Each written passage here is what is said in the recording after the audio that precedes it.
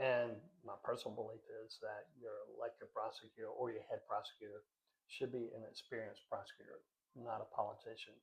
One of my frustrations with our justice system as it is today in our country, although I don't know the answer, is that with state prosecutors in 48 states, they are elected. If you don't have the experience of prosecution, and that is determining when and when not to prosecute people, there are some district attorneys who are elected for political reasons. Like this is going to be a stepping stone to something else. And we're seeing that on the federal level now that this current administration is appointing persons who have never prosecuted a case in high levels of Yeah. Department of Justice. Anyway, I learned from my mistakes, such as the Natasha Trethewey case, but also learned from mistakes of others. And the Richard Jewell case was a perfect example about how leaks to the press can torpedo a case, how a rush to judgment can be a big mistake.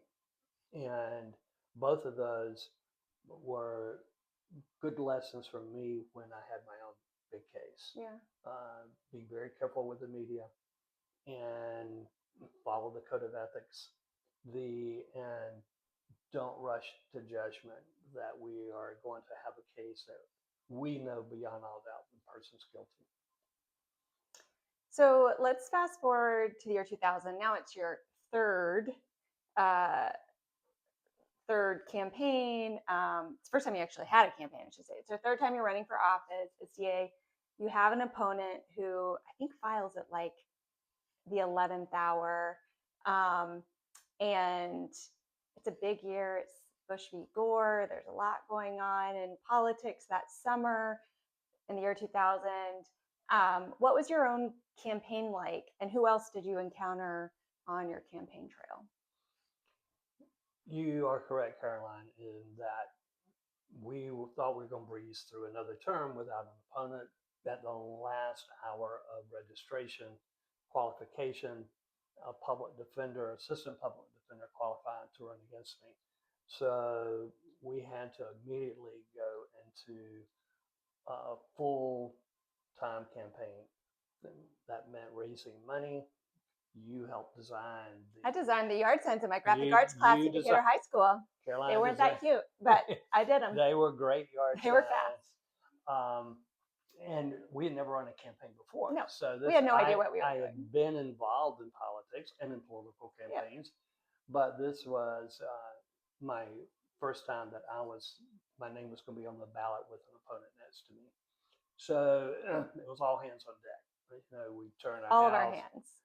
We turned our house into campaign headquarters, and we had tremendous support from the community. Yeah. During my previous 8 years, I had, like going back to high school, I formed relationships with people all over DeKalb County. As you know, in DeKalb County, the clergy, the black clergy, is very important. And so I would make sure that I attended their services, but not only their services, preacher appreciation dinners. I would be invited to, I never turned down a speaking engagement or an opportunity to meet people. And this is well before you were actually running right, for this anything. was This was just your building relationships. This is the 8 years previous. And the DeKalb County at the time, almost 50-50 black white, though crime has a greater impact in the black community. So I tried to, again, make sure that our relationships as an office, that my office, as much as possible, represented the community with prosecutors and investigators. I just wanted to develop trust that whatever decision I made, I was doing it, and not for me, not for politics, but for what I thought was the right decision. So when I had an opponent, I was able to hone in on those relationships throughout the county. That didn't mean that, as you well know, we weren't taking anything for granted.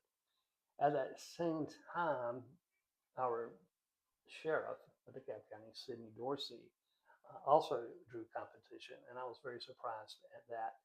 So Dorsey, very popular sheriff, very charismatic speaker. His wife, Sherry Dorsey, was on the Atlanta City Council. As you know, part of the city limits of Atlanta is in Mm-hmm. DeKalb County, and the Dorseys lived in that area, so she could represent DeKalb, her district, on the City of Atlanta Council. Mr. Dorsey could be the elected sheriff of DeKalb County.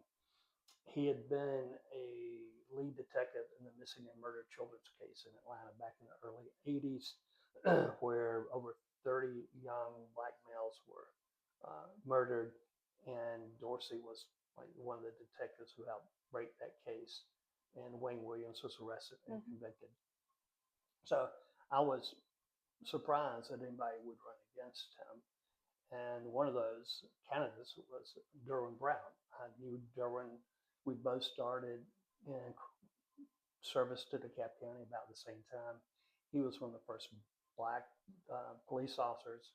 I knew him better when he became a narcotics detective, and I had cases where he was the lead detective. I always liked Derwin and never thought that he would be a politician.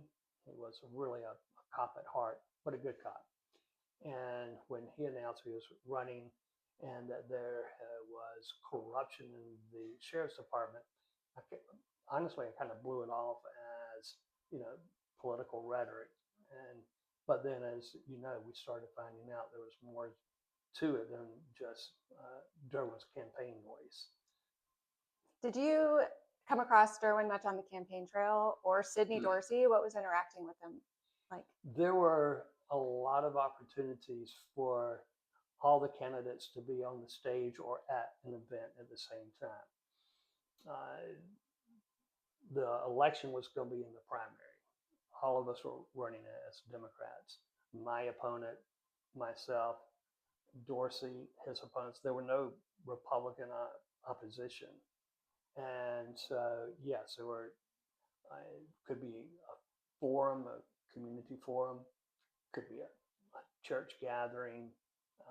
There were lots of times, and I said I would see them campaigning. We would see each other campaigning. We a lot of times talking to Mm-hmm. the same audiences. So whoever won the Democratic primary would win the election since there was no Republican running on your either for the DA or for sheriff. Is that correct? But you had to win the Democratic primary. You had to win by 50.1%, and I only had one opponent. So I was able to win, as you know, pretty overwhelmingly, over 60% of the vote. I also say I was very pleased during that election that I got some endorsements that I wasn't even seeking, but they came out. One was it's the first person seeking office as district attorney that got endorsed by the Gay Lesbian Association. And that was because of some comments that I made that back when I was first started as a prosecutor, it was consensual oral sex between husband and wife in Georgia was a 20-year felony. And between husband and wife? Yes. But that also included same-sex partners, unwed partners, and the ones that were targeted were the gay males. But I said I was not going to prosecute a crime as long as it was in the privacy of one's home. It was between consenting adults, and and yet Georgia took the case to the Supreme Court. In the first go round, the Supreme Court said, "Yeah, if you want to have a statute like that, and makes it a 20-year felony, go right ahead." And it wasn't that many years later that the Supreme Court went, "Oh no, we made a mistake," and reversed it in the case out of Texas. Be that as it may,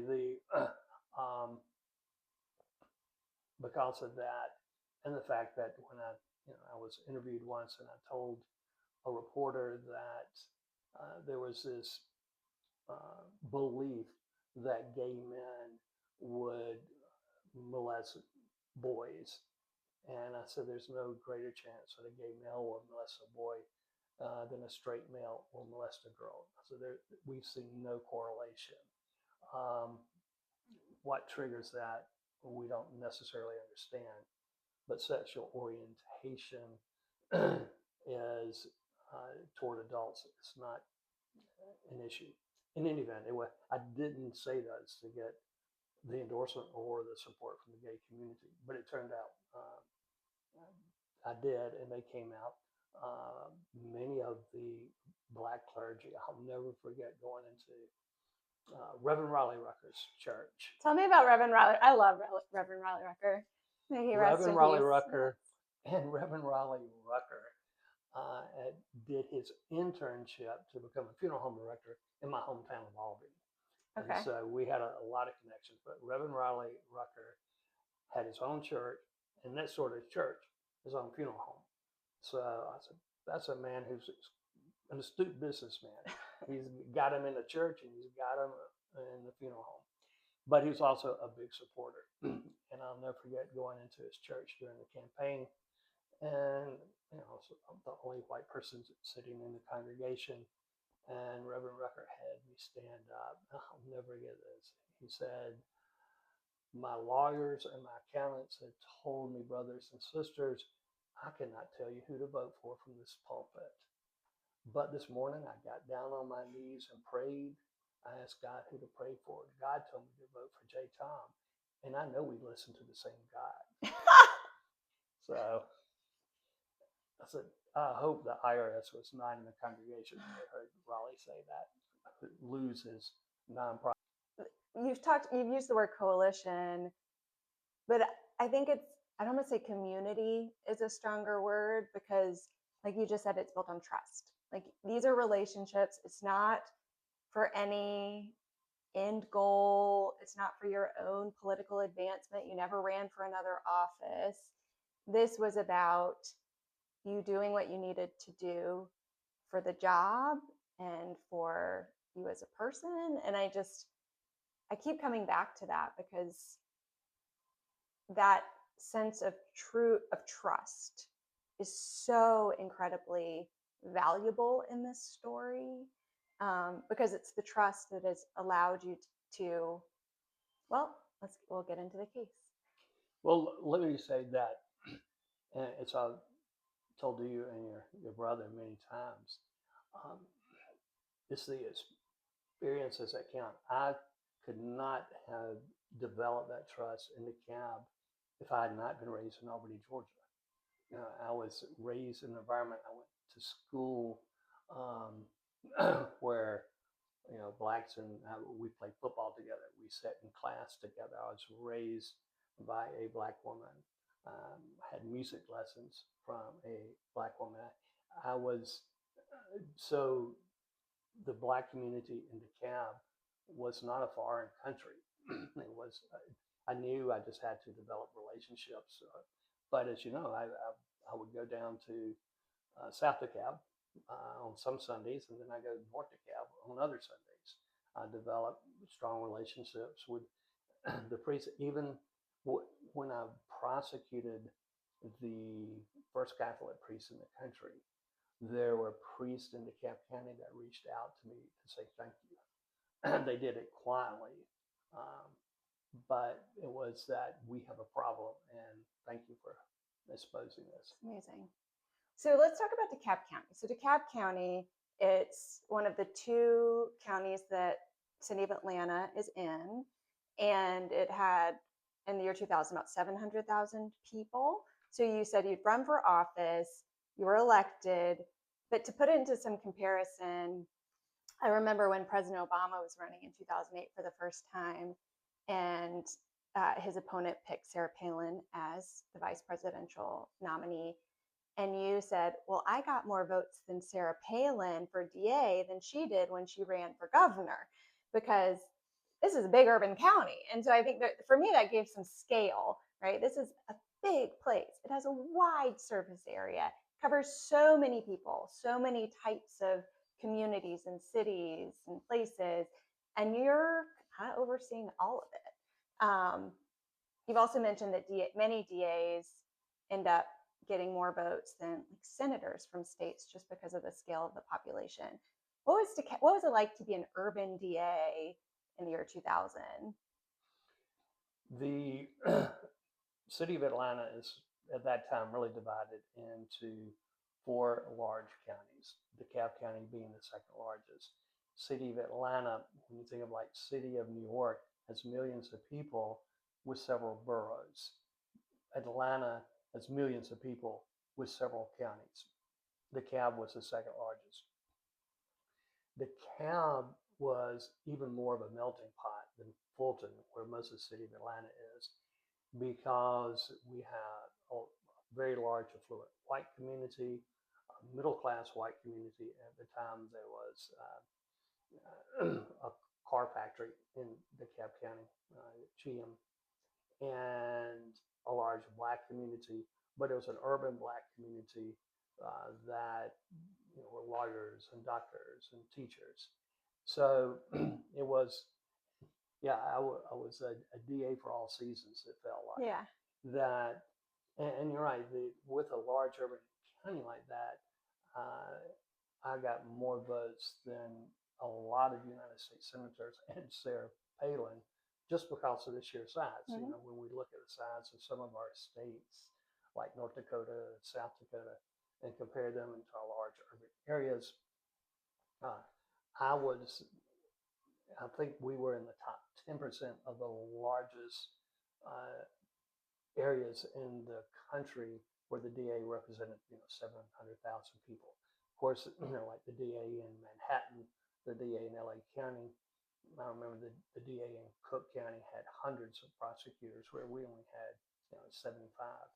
But we only did felonies. And the, so it was a very Mm-hmm. large area with a um, large responsibility. We also had a large crime rate, a high crime rate. The worst part of my career, and when I say worst, there was a year or two where we had over 100 murders in DeKalb County. So it was baptism by fire when you came into the Mm-hmm. DA's office because we had a lot to do. Yeah. And Derwin Brown wins the sheriff's election in a runoff that summer. And he was just the second Black sheriff elected in DeKalb County. What was your interaction with him after the election up until December? Sheriff Brown was elected because of the First Amendment. Had it not been for Dale Cardwell and his investigative reporting of the corruption that was going on in the sheriff's department, that I was totally unaware of, as well as most people, you and I would not be sitting here today having this discussion.